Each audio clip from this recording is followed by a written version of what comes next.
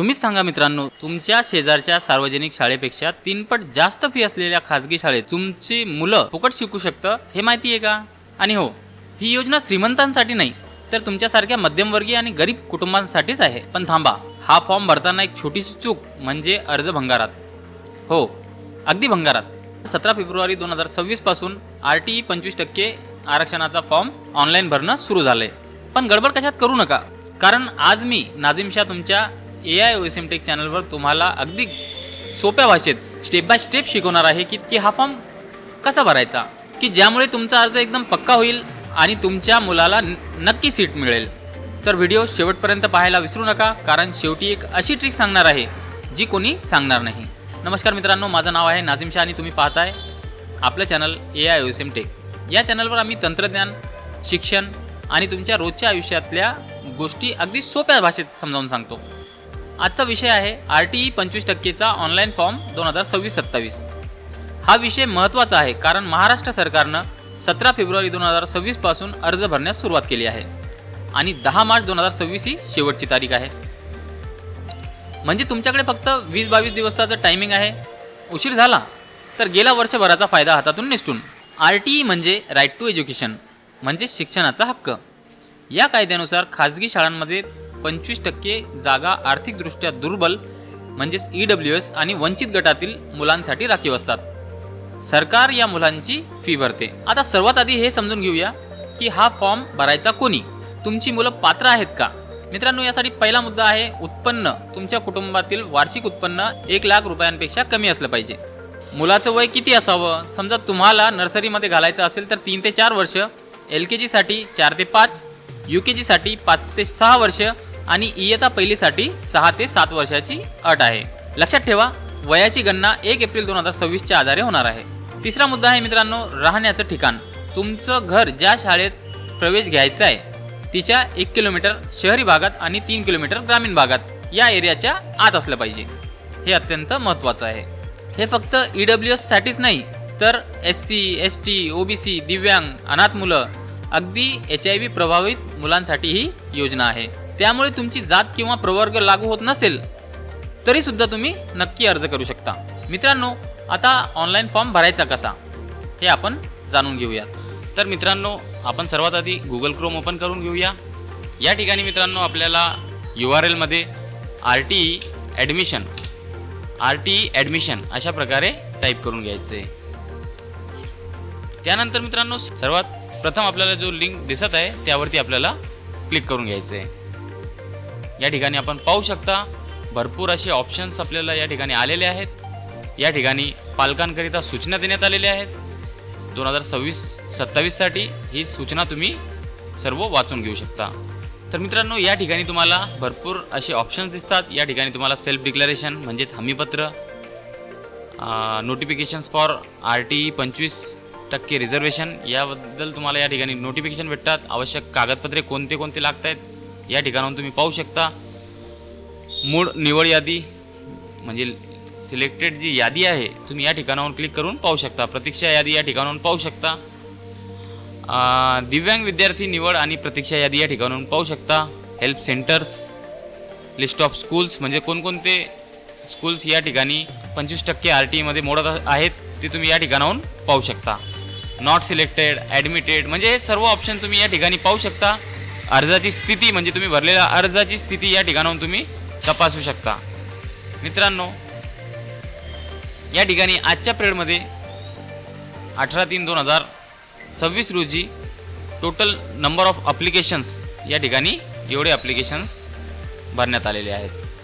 तर मित्रांनो, या ठिकाणी तुम्हाला नवीन ॲप्लिकेशन करायचं असेल तर ऑनलाईन ॲप्लिकेशन यावरती क्लिक करून घ्यायचं आहे. त्यानंतर या ठिकाणी उजव्या बाजूला न्यू रजिस्ट्रेशन यावरती क्लिक करायचं आहे. आता मित्रांनो, जो काही तुमचा जिल्हा असेल तो जिल्हा या ठिकाणी निवडायचा आहे आणि तुमच्या मुलाचं नाव, ज्या मुलाचं तुम्हाला ॲडमिशन करायचं आहे त्या मुलाचं नाव या ठिकाणी टाकायचं आहे. सर्वात आधी लास्ट नेम, त्यानंतर फर्स्ट नेम आणि मिडल नेम. जर चाइल्ड डिसॅबिलिटी असेल म्हणजेच मुलाला जर अपंगत्व काही असेल तर तुम्ही या ठिकाणी होय यावरती क्लिक करू शकता, आणि जर नसेल तर नो या बटनावरती क्लिक करून या ठिकाणी जन्मतारीख निवडून घ्यायची आहे. जन्मतारीख निवडल्याच्या नंतर मित्रांनो या ठिकाणी तुम्हाला समोर दिसत असलेला कॅप्चा या ठिकाणी ॲज इट इज फिल करायचा आहे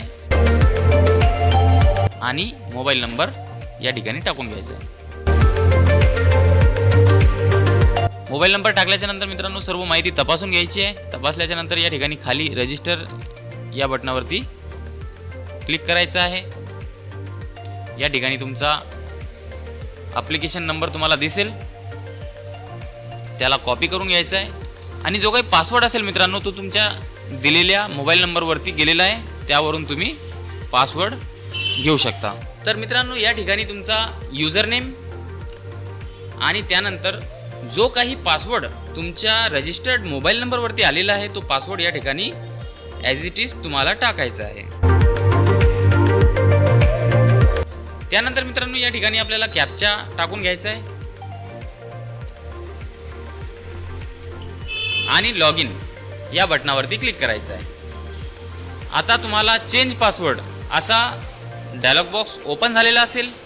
त्या ठिकाणी आपल्याला वरती ओल्ड पासवर्ड म्हणजे जो पासवर्ड तुम्हाला मोबाईलवरती मेसेज थ्रू आलेला आहे तोच पासवर्ड या ठिकाणी टाकायचा आहे आणि खाली तुमच्या मनाने कोणताही एक पासवर्ड तयार करायचा आहे. सेम तोच पासवर्ड जो तुम्ही तयार करत आहात तो या ठिकाणी ॲज इट इज टाकून घ्यायचा आहे आणि सबमिट या बटनावरती क्लिक करायचं आहे. तुमचा पासवर्ड या ठिकाणी अपडेट झालेला आहे. ओके या बटनावरती क्लिक करून घ्या आणि या ठिकाणी परत आपल्याला लॉग इन करायचा आहे. तो युजर नेम आणि पासवर्ड टाकल्याच्या नंतर कॅप्चा आणि लॉग इन या बटनावरती क्लिक करायचं आहे. या ठिकाणी आपला ॲप्लिकेशन लॉग इन झालेला आहे.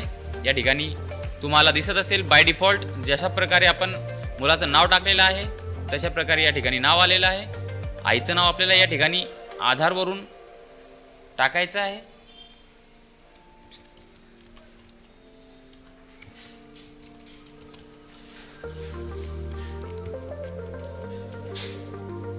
मित्रांनो एक गोष्ट लक्षात ठेवा, या ठिकाणी तुम्ही जर तुमच्या नावामध्ये स्पेस असेल तुम्ही स्पेस देऊ शकत नाही मित्रांनो, ते स्पेस घेणार नाही.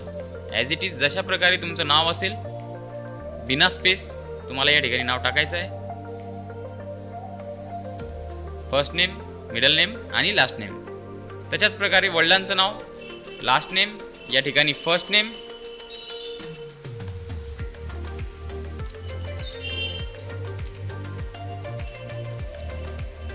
अशा प्रकारे टाकून घ्यायचं आहे. चाइल्डचा जेंडर या ठिकाणी सिलेक्ट करायचा आहे. मुलगा असेल तर मेल आणि मुलगी असेल तर फिमेल यावरती क्लिक करायचं आहे. त्यानंतर मित्रांनो पॅरेंट स्टेटस म्हणजे हा ऑप्शनल आहे. या ठिकाणी जनरल आहे, विडो आहे, डिवॉर्सी आहे, ऑर्फन आहे, सिंगल पॅरेंट आहे, जे काही आहे ते या ठिकाणाहून तुम्ही टाकू शकता. त्यानंतर तुमचा जो ॲड्रेस असेल तो ॲड्रेस या ठिकाणी टाकायचा आहे. तुमचा ॲड्रेस ॲज इट इज आधारप्रमाणे टाकायचा आहे.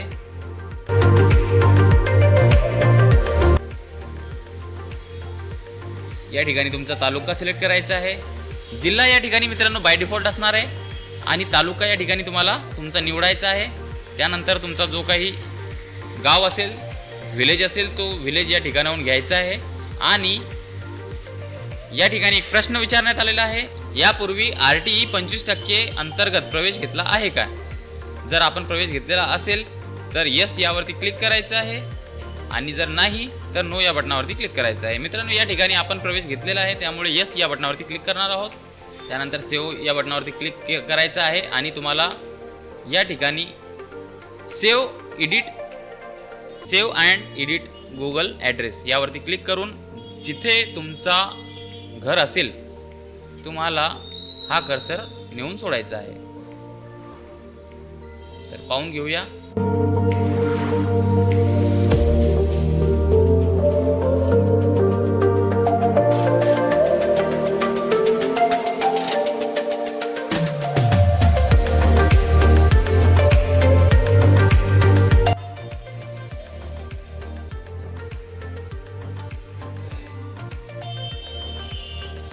त्यानंतर तुम्हाला सेव्ह अँड अपडेट या बटनावरती क्लिक करायचं आहे आणि ओके यावरती क्लिक करून घ्यायचे. त्यानंतर नेक्स्ट ॲप्लिकेशन यावरती क्लिक करायचं आहे. त्याचप्रमाणे या ठिकाणी आपण पाहू शकता सिनियर KG फर्स्ट स्टँडर्ड जो तुम्हाला या ठिकाणाहून सिलेक्ट करायचा असेल ते सिलेक्ट करून घ्यायचे. त्यानंतर तुमचा रिलिजन, नंतर caste, SC ST OBC VJ NT जे काही जर असेल तर ती निवडून घ्यायची आहे. आणि एक गोष्ट लक्षात ठेवा मित्रांनो, ज्या वेळेस तुमचा ॲडमिशनची वेळ येईल त्यावेळेस तुम्हाला कास्ट सर्टिफिकेट असणं गरजेचं आहे. त्यानंतर ओकेवरती क्लिक करायचं आहे. मुलाचं आधार क्रमांक या ठिकाणी टाकून घ्यायचं आहे आणि त्यानंतर ॲड्रेस प्रूफ यावरती येसवरती क्लिक करून घ्यायचं आहे. बर्थ सर्टिफिकेट तुमच्याकडे असेल तर येसवरती क्लिक करायचं आहे.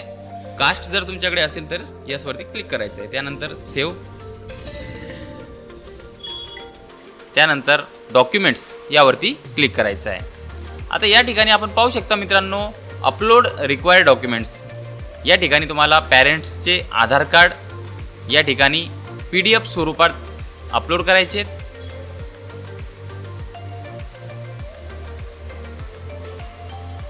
त्यानंतर जर तुम्ही मागासवर्गीय कॅटेगरीमध्ये मोडत असाल तर या ठिकाणी तुम्हाला कास्ट सर्टिफिकेट अपलोड करायचं आहे.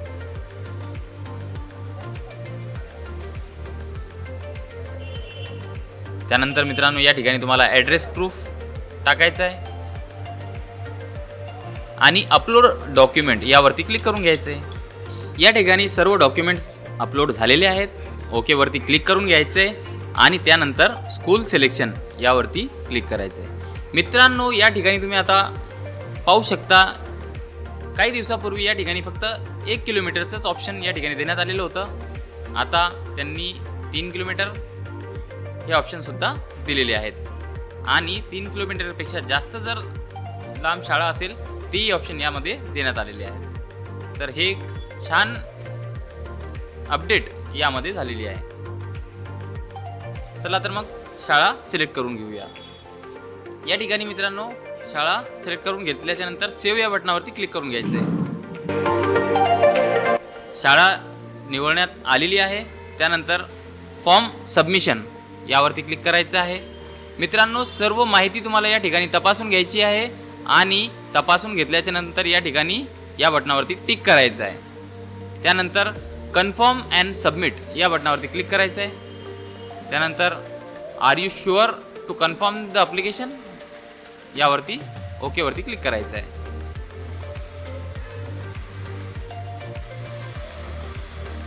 त्यानंतर मित्रांनो या ठिकाणी फॉर्म सबमिशन यावरती क्लिक करून खाली जनरेट PDF यावरती क्लिक करायचं आहे. मित्रांनो अशा प्रकारे तुम्हाला संपूर्ण फॉर्म भरून घ्यायचा आहे. तर मित्रांनो ही होती RTE 25% ऑनलाईन फॉर्म भरण्याची संपूर्ण प्रक्रिया. एकदा फॉर्म भरला की मग काय होतं, आता 18 फेब्रुवारी 2026 नंतर पहिल्या फेरीचे लॉटरी निकाल लागतील. तुमचा निकाल पाहण्यासाठी पुन्हा त्याच पोर्टलवर जाऊन लॉग इन करा. तुमचं नाव लागलं असेल तर 15 दिवसाच्या आत शाळेत जाऊन प्रवेश निश्चित करा. आता शेवटपर्यंत पाहिलं म्हणून मी तुम्हाला एक ट्रिक सांगितलीच की ती म्हणजे शाळा निवडताना फक्त जवळच्या शाळा नाही तर तुमच्या ड्रीम स्कूलला पहिली प्राथमिकता द्या. कारण स्वप्न बघायला काय हरकत आहे, मिळाली तर सोनच. आता तुमचं मत कमेंटमध्ये लिहा. तुम्ही तुमच्या मुलासाठी कोणती शाळा पहिल्या क्रमांकावर निवडणार आहात, शाळेचं नाव कमेंटमध्ये लिहा. आणि हो, असा महत्त्वपूर्ण व्हिडिओ तुम्हाला हवा असेल तर AIOSM टेक हे चॅनल सबस्क्राईब करायला विसरू नका. हा व्हिडिओ तुमच्या मित्रांना, नातेवाईकांना, ज्यांच्या मुलांना या योजनेचा फायदा होऊ शकतो त्यांना नक्की शेअर करा. आणि हो, व्हिडिओ लाईक करायला विसरू नका. चला तर मग भेटू पुढच्या व्हिडिओमध्ये एका नव्या OSM टॉपिकसोबत. तोपर्यंत जय हिंद, जय महाराष्ट्र.